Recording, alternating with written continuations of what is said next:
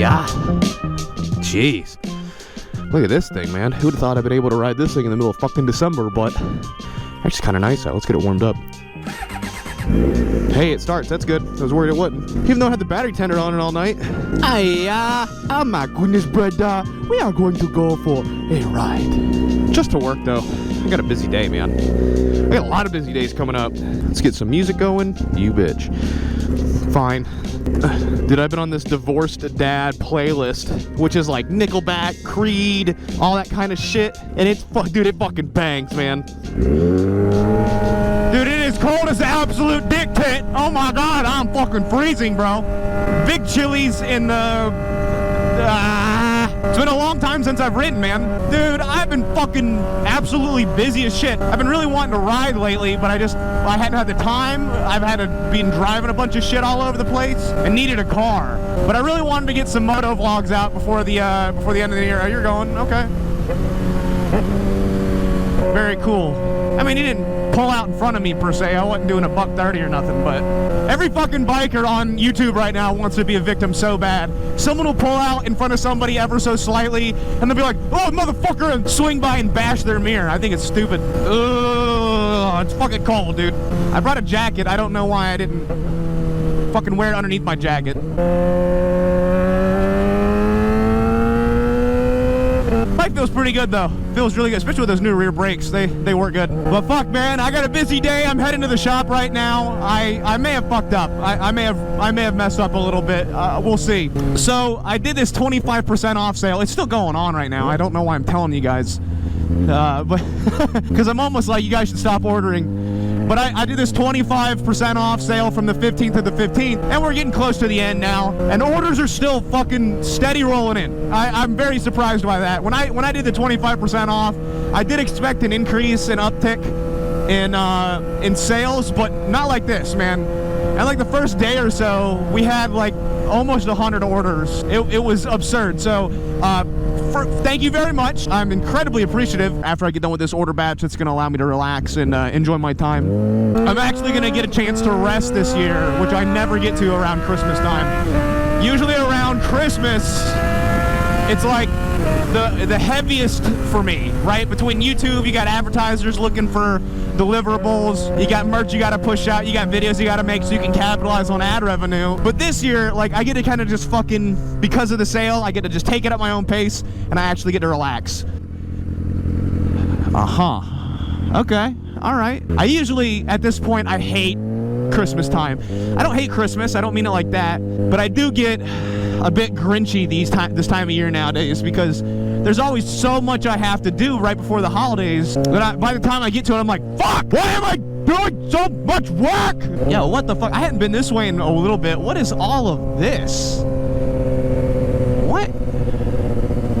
This is all new. I'm busy, but I'm gonna do a quick little, what is this? It's like some gated community they just popped up out of nowhere? Future resident parking? Huh. Everybody wants a 5-minute city, bro. I don't get it. Enough diddly fucking around. Let's go to work. Let's go do work. Boy, I did work. I don't know what it is about a motorcycle that makes me 100% blazing autistic. O'Reilly's AutoZone. So yeah, I think I went a little bit too far with the 25% off sale. I'm still 100% committed, so if you order before the 15th, it will be finished and done with plenty of time before Christmas to get shipped. But, whoa, that guy scared the shit out of me. Holy shit. But after the 15th, if you order after the 15th, expect your order next year. So that's what I'm doing today. I'm headed to the shop to go do a bunch of orders, get caught up. I do things in a batch. A couple times a month, I'll do a batch cut and coat. And that prevents me from spending every day in the shop, still being able to make content. I think next year I'm going to open up international shipping to other countries. I have to figure that one out. I think I'm going to get my lunch ate by shipping, but that's whatever. We'll move on from that. Oh, my highs are on. Oops. Let me tell you about my fucking asshole of a dog, though. My boy Jax, my good old boy Jackson, the dog. He's been with me for, I've had him now for 12 years. He'll be 13 next year, so 12 years. Yeah, that's right, 12 years, because I got him in 2012. He's a year old, so he'll be 13. All that math checks out, according to the math that I just did in my head. But this motherfucker, dude, he's been having issues where he's like drinking a lot of water. and just peeing. Like, he'll just drink a fuck ton of water, right? At first, I was pretty sure. I know my dog really well. I was pretty sure it's all behavioral, right? Like, I know my dog. It's hard to explain, but I know my dog. But he would drink like as much water as he could, and then he'd be unable to hold it eventually and just like start pissing. And this went on for like a couple of weeks, and I was like, okay, all right, maybe it's more than just him being a dickhead. So took him to the doctor, the dog doctor, explained the symptoms, and they're like, it's probably diabetes or kidney disease. But mind you, he's got no other symptoms of anything else, right? He's like perfectly healthy acting, tons of energy for an old dog, eats all the time, he's got no appetite issues or anything like that. It's been strange. That's another reason why I thought it was behavioral, is because he's acting totally fine elsewise. Elsewise? Perchance? You can't just throw perchance in there like that. So I take him to the vet. They're like, we should probably do like a full thing of blood work on him. I'm like, okay, cool. $300 later, they call me back and they're like, hey, not only does he have good blood work, he's got great blood work. He's perfectly healthy dog. Whoa. Hung a little bit there. What, I forget how to ride? What am I, fucking gay? Those poppies.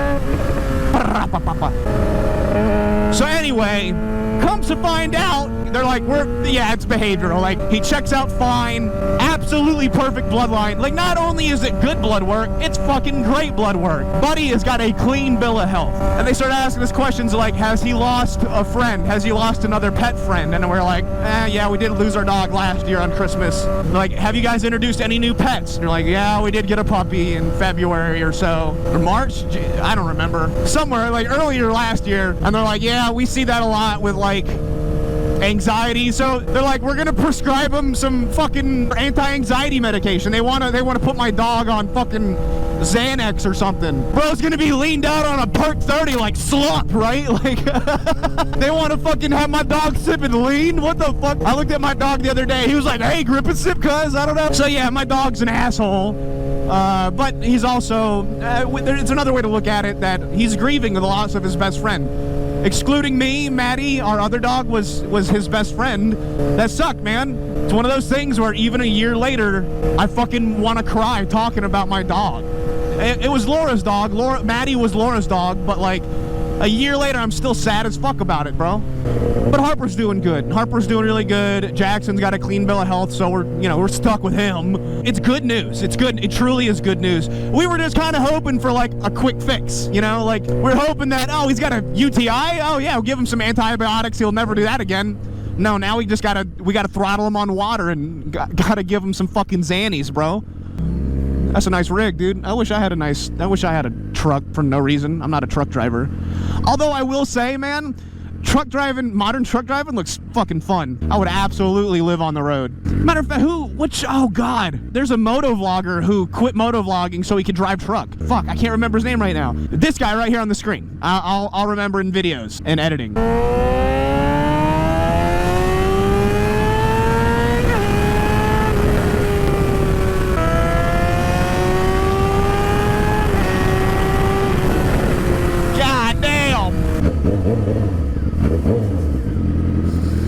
Okay, someone's parked in my spot. That's no big deal. I'm not mad about that at all. All right, I do have more to talk about, but let's go inside and do some work first, because I got some other stuff I'm doing today besides just that. I don't know if you guys can see that little bee hovering around, just kind of checking out the bike. He's like, what is going on? What is going on? Yeah, so I have this shelving from ProLift. I've been meaning to put this together. They sent this out a couple weeks ago. I also am going to try to organize all the Camaro stuff on the shelves and whatnot so I can have everything laid out so we can start efficiently working on this thing. After I get this order batch, this is #1 project. Because after I get the holiday orders out of the way, this is full fuck. I'm going to get the cutter cutting, and then while that's cutting, we'll do this.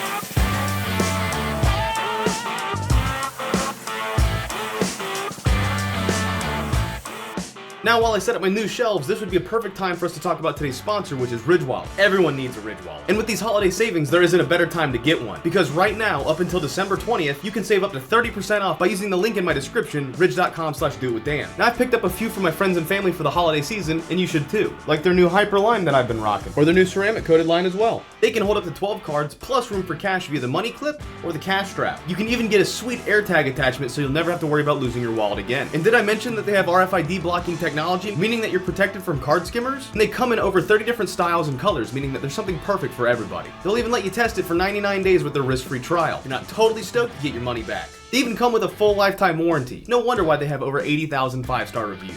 So I got you covered for this holidays. All you gotta do is click the link in my description, ridge.com/doitwithdan. You can save up to 30% off. Thank you so much, Ridge, for sponsoring today's video. Now let's see how these shelves turned out.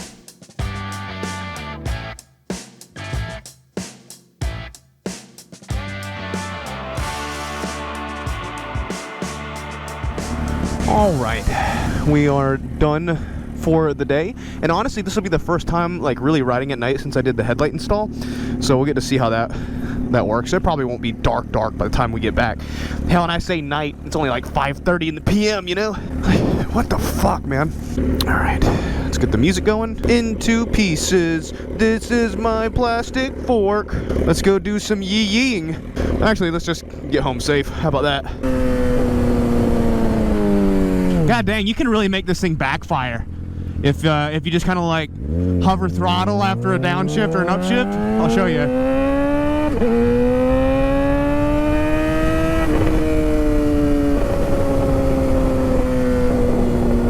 I just apply just a little bit of throttle. I mean, just enough to like probably crack that fucking intake a little bit open.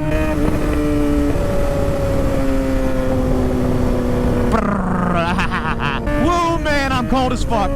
You know, I have one more thing I want to talk about before I end the video. It's kind of fucking dumb, but one of the things that I've really found interesting over the past, maybe not interesting. One thing I've watched over the past probably 5 to 8 years is someone that I follow or have followed for a long time since I was a kid. Bam Margera. You know, like CKY, Jackass, Viva La Bam Bam Margera. Dude, when I was a kid, he basically shaped my whole personality, you know? Like, I never went around beating my dad up. I was never like, hey, Ape and Phil, he's got hamburgers on his shirt, and I'm gonna beat him while he's taking his shit, you know? I never did any of that. But, like, it was the stuff that I really enjoyed, right?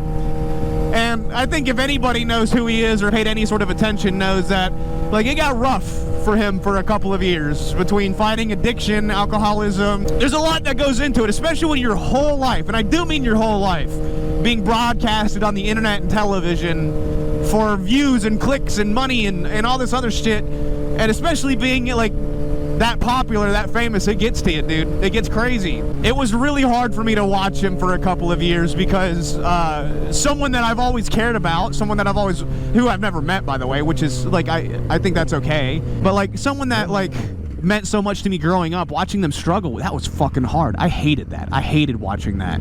So I had to stop following him for a while because it got to be one of those things. A lot of people just love to see someone like that fail. Dave Chappelle talks about it. He's like, everyone wants to see a hero fall. I'm not calling him a hero or anything like that. I think it takes a lot to be a hero, but like everyone likes to watch someone popular, someone famous, someone who's doing better than them fail. Everyone, I say everyone, that's excluding me. Like, even if I don't like you, I don't want to see you fail. You know what I'm saying? But like, there's a lot of people out there that the second that the tables turn and it starts going the other way for someone that's popular or someone that's doing better, they're like, oh, ha ha ha, you fucking washed up has-been, you know? I've even seen it on my channel over the past couple, like over the years. You'll get people who are like, oh, so your channel's not doing as good. Like, I fucking care. But, oh, dude, look at those fake exhaust tubes. Holy shit, they're fake as fuck. They don't go anywhere. They're just tubes. That's dumb, dude. But that, like, another reason, it's like watching comments just edge somebody on, like, haha, sucks to be you, you're not doing good, la la la la la. Like, I never really understood that. That's kind of weird. Lock up that rear wheel real quick. To get away, I had to get away from all of that as someone who, like, actually wants to see someone like that succeed, you know? Especially having fought some shit like that so long. But now, the turntables are turning. But he recently popped back up on my feed. You know, Donut Operator, he hung out with him at his skate shop. Donut Operator, he has his own skate shop. If you guys don't know, I don't know why you wouldn't know that. I saw Donut post with Bam the other day, and I was like, holy fucking shit. And Bam was looking good. He was looking really good. I've always supported him, but I couldn't always watch him. It's really hard to watch someone hurt themselves. You know what I'm saying? It's really hard to watch someone damage themselves.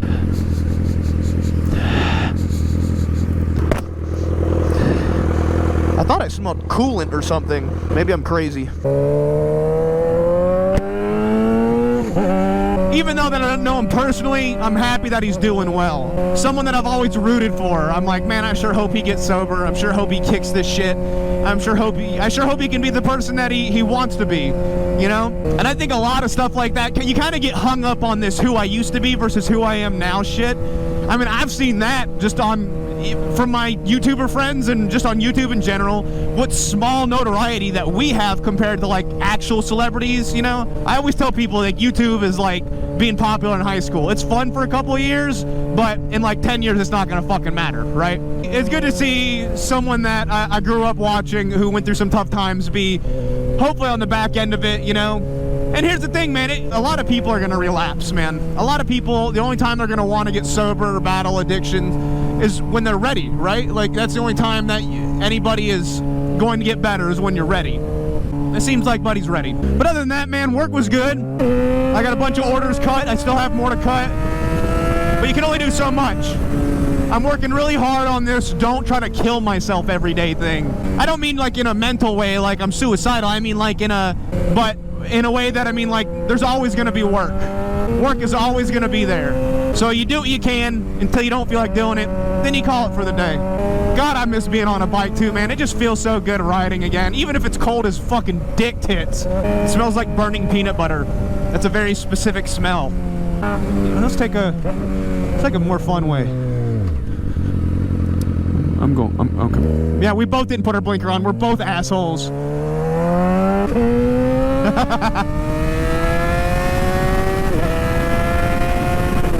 I really wanted to get some more motovlogging done before it got too cold, and I'm right on that cusp, man. I might be able to get a couple of them out before it gets too cold for me, but realistically, anything less than about 50 to 55 degrees, I don't ride. Too cold for little old Dan, man. I know some of you fucking Canadians. Oh, hey, we're not bothered by the cold, eh? Look at that, you fucking thin skin, eh? Come up here and eat a moose. And one more thing I'll talk about when it comes to talking about other people.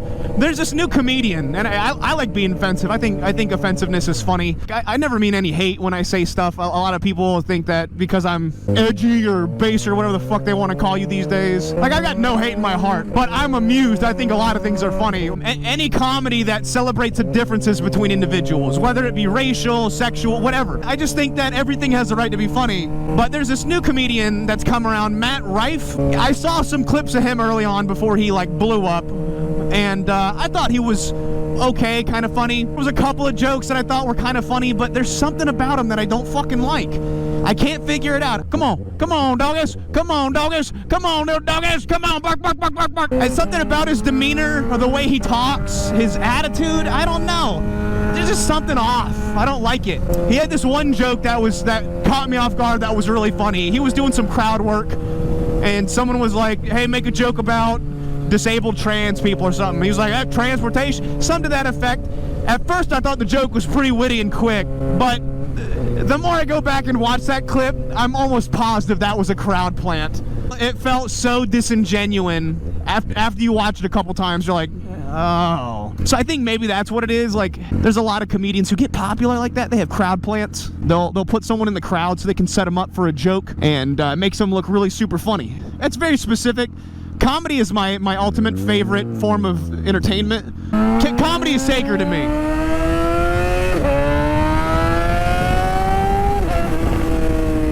But either way, guys, I think I'm going to end it here. End my bullshits. I almost forgot how to motovlog. It's been so long. Until the next time, guys, I'll see you.